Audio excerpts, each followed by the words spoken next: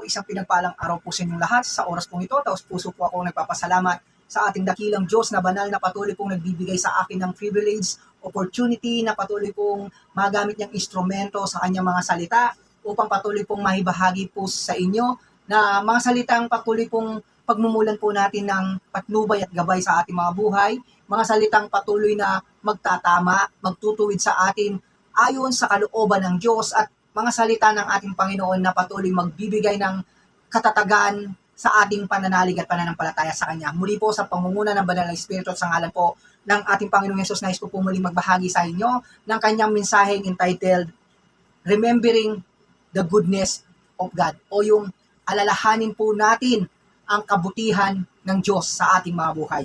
Sa mensaheng ito, nais po tayong paalalahanan ng ating Panginoong Diyos na sa anumang mga bagay o success o tagumpay na ating na-achieve sa ating mga buhay, ay wag po nating kakalimutan ang kanyang kabutihan sa ating mga buhay. Ayan po. Nais po tayong ibalik ng ating Panginoong Diyos sa tunay na source, tunay na nag-provide dun sa mga bagay na nakukuha natin o na-achieve natin sa buhay. Yan po. Ayaw po tayong malayo ng Diyos sa katotohanan dahil marami pong mga tao sa kabila po ng kanilang mga achievement sa buhay, sa kabila po ng mga success nila na nakakamit sa buhay, ay nalalayo po sila sa katotohanan, nalalayo po sila sa Diyos. Ayan po. Ano po ba yung katotohanan? Tandaan po natin ang katotohanan, anumang lahat ng bagay na ating natatanggap, anumang mga bagay na ating na-achieve sa ating mga buhay, it's either na yan man ay tagumpay, yan po ay galing po sa Diyos. Yan po ang katotohanan.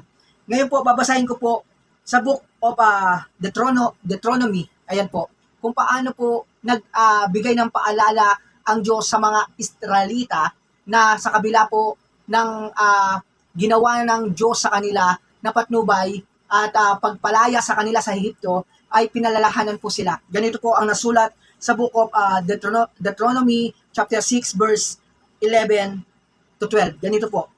Titira kayo sa mga tahanang sagana sa lahat ng bagay, ngunit hindi ninyo pinaghirapan.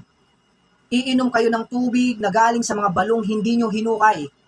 Mamimitas kayo sa mga ubasan at sa mga ulibong hindi nyo itinanim.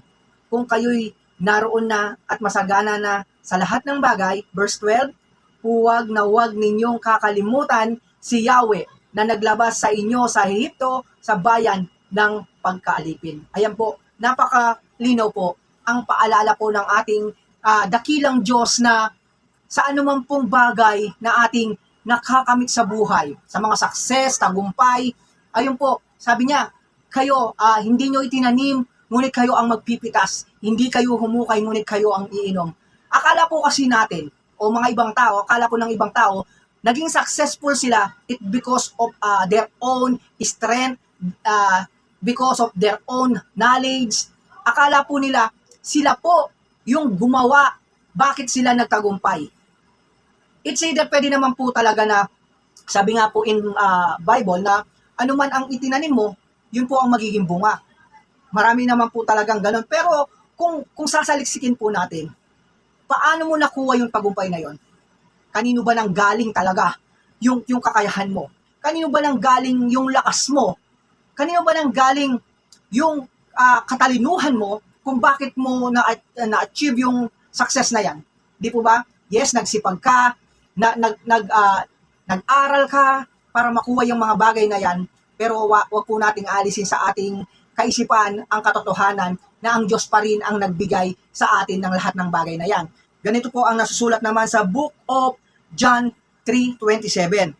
Para po malaman po natin, malaman ng iba na nag-aakalang sila ang gumawa, sila ang kumilos para ma-achieve nila yung success nila, kaya sila nahihiwalay sa Diyos at nagkakaroon po sila ng pride, yabang sa kanilang buhay dahil ang akala nila ay sila po ang gumawa, kumilos ng lahat para magtagumpay sila o para ma-achieve nila yung masaganang buhay nila. Ganito po sa John 3:27. Ganito po ang nasusulat. John 3:27. Ito po, ganito po ang nasusulat. Sumagot si Juan, sabi po sa book of chapter 3 ng 1, verse 27, sumagot si Juan, walang sinumang tatanggap ng anuman malibang ito'y ipagkaloob sa kanya ng Diyos. Ano po daw? Wala pong tatanggap ng anuman maliban ipagkaloob lang ito sa kanya ng ating dakilang Diyos. Kaya po, sa mensaheng nais iparating sa atin ng ating dakilang Diyos na ngayon naka-achieve ka, na-achieve mo yung mga success mo ngayon sa buhay, nakuha mo yung gusto mo sa buhay, naging sagana ka ngayon, kapatid, huwag mong kakalimutan. Huwag mong kakalimutan na lahat ng bagay na yan ay pinagkaloob lang sa iyo ng Diyos. Yes, nagsipag ka, yes, nag-aral ka, kaya ka nariyan. Ngunit ang Diyos pa rin ang nagkaloob. Dahil kung ano ang tinanim mo, siya lang ang ibinigay na bunga ng Diyos sa iyo. Diyos pa rin ang nagbigay kung ano man ang katayuan mo ngayon. Kaya huwag po tayong magiging palalo o magiging mayabang. Kasi po, tandaan po natin na lahat ng bagay na nakuha natin, na-achieve natin, kahit gano'ng makarami yan, yan po yung mga walang kabuluhan. Dahil pag dumating po yung tamang panahon at tayo po ay kukunin na ng ating Diyos, wala po tayong madadala ni isa man sa mga bagay na ipinagmamalaki natin dito sa lupa.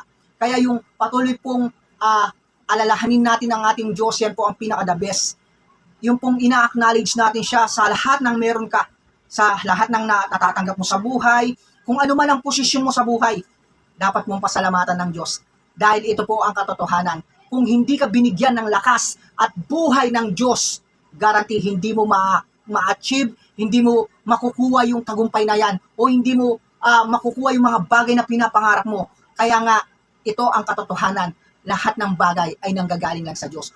Unang bigay ng Diyos sa atin, yung buhay, yung lakas at hininga. Kung bakit natin nagawa yung mga bagay na yon, isipin mo na lang, kung hindi ka binigyan ng lakas ng Diyos, meron kang sakit, kaya ba nating ma-achieve yung mga ganyang bagay? Hindi.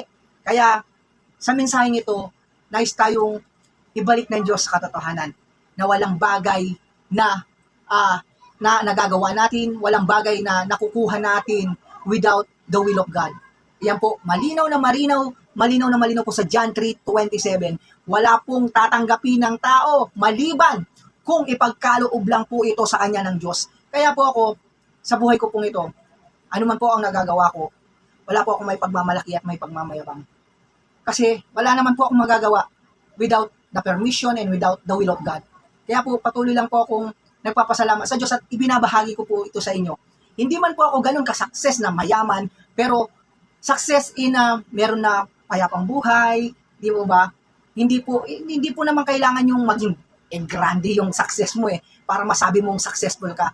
Ang pinaka-the best thing na success ay kasama mo ang Diyos at patuloy mo siyang kinikilala at ina-acknowledge sa lahat ng anumang nakakamit at nagagawa mo sa buhay. Yan po ang para sa akin ang the greatest success ay yung ang Diyos ang patuloy na kikilalanin at itataas ko sa lahat ng bagay na meron ako. Kaya po sa mga mumunting mensaheng ipinagkaloob po sa atin ng ating dakilang Diyos na banal, patuloy pong tayong makinig ng mga paalala ng ating Diyos upang hindi po tayo mahiwalay sa katotohanan at patuloy po tayong mag-stick na kilalanin siya, itaas siya sa ating buhay at tayo po'y makaiwas na magkaroon ng pride, malayo sa Diyos at maging mayabang dahil sa mga tagumpay na ating na-achieve sa buhay. Kaya muli po, patuloy po akong nagpapasalamat sa ating dakilang Diyos na patuloy nagbibigay po ng privilege na opportunity na magamit po lang ako bilang instrumento niya na ma-share ko po sa inyo ang kanyang mga salita. Muli, ibinabalik ko lahat ng papuri at pagdakila sa dakilang ngalan ng ating Diyos at sa dakilang ngalan ng ating Panginoong Yesus. Amen. God bless all.